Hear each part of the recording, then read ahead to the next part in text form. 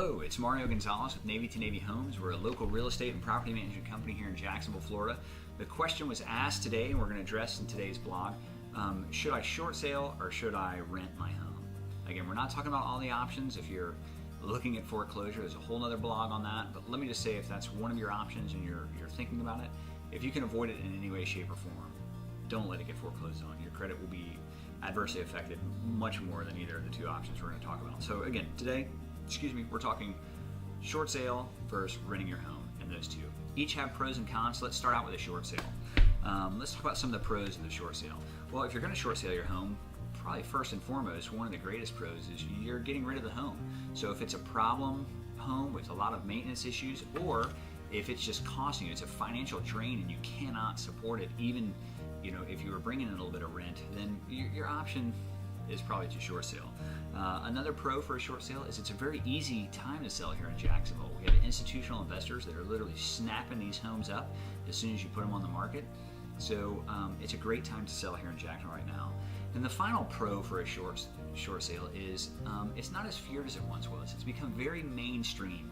So there are a lot of people, places, and entities out there to help you facilitate your short sale that weren't early on. So those are some pros. Now let's talk about the cons. The biggest con is there is a deficiency judgment associated with a short sale, and that's the amount that you're not paying the bank back, or banks in this case, if you have multiple loans on the home. So that deficiency is probably the biggest negative ramification with a short sale. Now, and a lot of people try and go it on their own. That can be a con too. It can be confusing, a lot of paperwork, a lot of deadlines to meet. It can be very daunting. However, there are professional people out there, so I'm going to sidestep a little bit and say if you can handle some of those cons there by using like a professional real estate attorney. We'd always recommend that if you're going to short sale your home, to help facilitate you through the process. Another con here is there are some tax ramifications with your amount that is forgiven if you do get the amount forgiven and waived, that deficiency.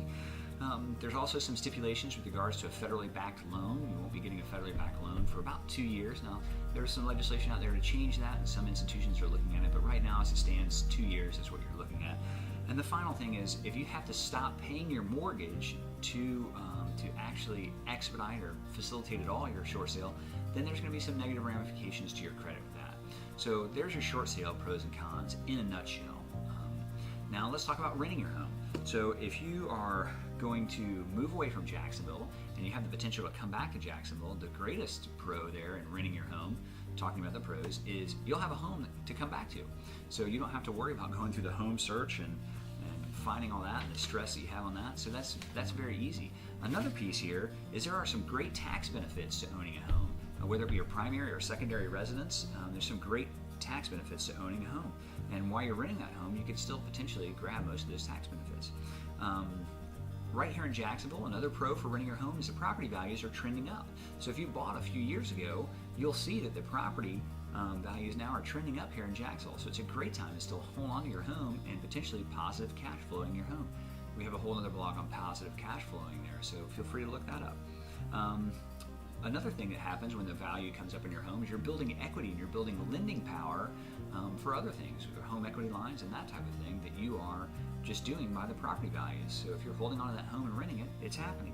And then the last piece is if you've invested or your home is in a low vacancy or a high rental area, then you're going to minimize your overall carrying costs. So it can be a very lucrative or potentially lucrative thing to have rental homes here in Jacksonville. So if you were faced to short sell your home and taking a loss and possibly some ramifications if it's not done right, then on renting may be a great pro for that. Now let's talk finally about the cons in renting your home. You may have to, if you are upside down in your home, you're potentially looking at short selling your home, you may have to rent your home for less than what your mortgage is. That's probably the biggest con in renting your home. And if that's the case, then you can solicit some help from a property management company that does something what's called tenant placement. It's one of our services that we offer, which means we'll go out and we'll market your home, and any company will do this, but they'll market your home and they'll help you find and qualify a good renter and then put them in your home, and then you can manage it yourself. So you'll keep your overall carrying costs down. You'll just have kind of a one-time expense of up front. But there's still some cons to that. Now, vacancy is another big con. So if your home goes vacant for a long period of time, then it's money out of your pocket. Again, you can have a professional property manager help you out with that and minimize that. Another con for renting your home is there are going to be maintenance costs. There are going to be carrying costs of this home, and that's just one of the things you need to think about. We can talk to you all about the average maintenance cost per home, and it really depends on the age and then the renter that you put in there. Another con for renting your home is if you're moving far, if you're moving away from the area where the home is, then that tyranny of distance can be quite daunting, and it can seem like there are some difficulties there, so that can be a con for you as well. We have a whole other blog on how to, preparing a rental home and getting a home ready, and other blogs that will help talking about, renting to the right people and renting to the military, that type of thing, to minimize a lot of these cons. But so in short, let me summarize here. There's pros and cons to both. On the short sale side, pros and cons. On the rental side, pros and cons. It's a huge subject. We've crammed a lot here. Just kind of hit the wave tops. If you have any questions, feel free to give us a call, and we'll talk to you at length.